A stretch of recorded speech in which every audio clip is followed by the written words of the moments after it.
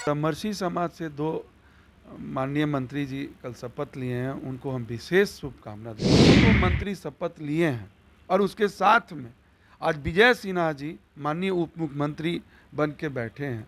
तो इसकी अगर देन है तो राष्ट्रीय जनता दल ही है। क्या अगर कम हुई है, जहानाबाद, वैशाली, ये जितनी सीट थी, मुजफ्फरपुर, वहाँ ब्रह्मर्षि ही लड़ते थे, ब्रह्मर्षि ही जीतते थे, राष्ट्रीय जनता दल और जनता दल के जब राज में। आज हमारा जो हाशिए पे आके हम खड़े हो गए हैं, इसकी अगर देन है तो बीजेपी। नमस्कार, न्यूज फाउंडेशन देख रहे हैं और मैं हूं आपके साथ रंजन सिंह। कल प्रधानमंत्री नरेंद्र मोदी ने तीसरी बार शपथ लिया है और नए सरकार का गठन भी हो गया है, लेकिन इस बार भारतीय जनता पार्टी में जो है वो भूमिहारों को तरजीह दिया गया है। दरअसल गिरिराज सिंह और ललन सिंह बिहार से भूमिहार समाज से मंत्री बने हैं। बात करेंगे, हमारे साथ आरजेडी एमएलसी सौरभ कुमार हैं, भूमिहार जाति से ही आते हैं। क्या कहेंगे, अब भारतीय जनता पार्टी ने भूमिहारों को जो है उनका बल्ले बल्ले कर दिया है? देखिए, सबसे पहले तो हम आपके चैनल के माध्यम से अपने जो भी कल शपथ लिए हैं हमारे बिहार के 8 मिनिस्टर मोदी के सरकार में, मोदी जी के सरकार, उनको मैं बधाई देना चाहूँगा। खास करके जो हमारे ब्रह्मर्षि समाज से दो माननीय मंत्री जी कल शपथ लिए हैं, उनको हम विशेष शुभकामना देना चाहेंगे। और आपको ये भी बताना चाहेंगे कि ये कोई पहली बार ये नहीं हुआ है।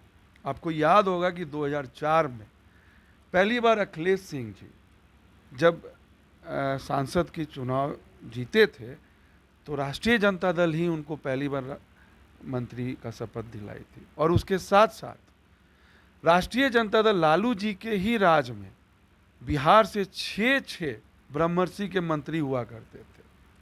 और आज सबसे पहले राष्ट्रीय जनता दल ही ने राज्यसभा में एडी सिंह जी को भेजा।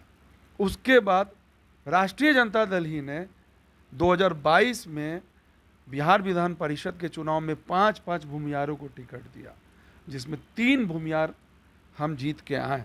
और जीतने के बाद पहली बार हमारे माननीय पूर्व मंत्री कार्तिक जी को तेजस्वी जी ने ही मंत्री बनाया। तो मैं आपको ये बता दूं आपके चैनल के माध्यम से, तो मंत्री वो रह कहाँ पाए? हटाया कौन? हटाया कौन? यही आपने बहुत अच्छी सवाल किया। हटाया कौन?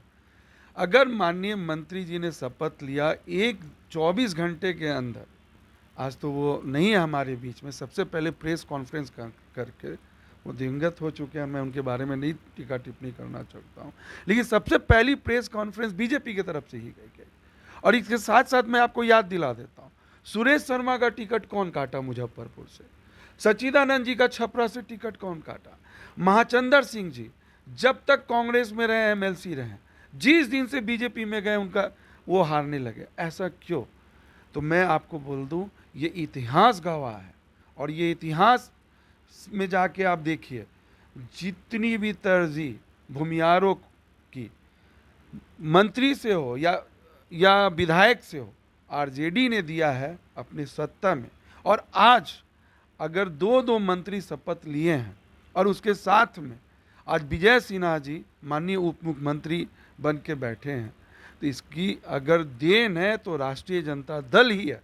क्योंकि जब से राष्ट्रीय जनता दल 2022 से भूमिहारों को पूछने लगी, तब से बीजेपी को क्या लगा कि ये तो हमारे मजदूर, हमारे बंधुआ ये भाग रहे हैं, इनको रोको।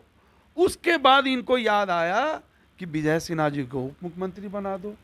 कल अगर मंत्रिमंडल का विस्तार हुआ तो 2 मंत्री बने, इसकी सारी देन राष्ट्रीय जनता दल की है। और आप ये भी जान लीजिए, अभी 2024 में जो चुनाव हुआ, अगर एनडीए ने 3 ब्रह्मर्षि को टिकट देने का काम किया तो इंडिया गठबंधन की तरफ से भी 3 टिकट मिला। तो आप ज़्यादा कहाँ दे रहे हो?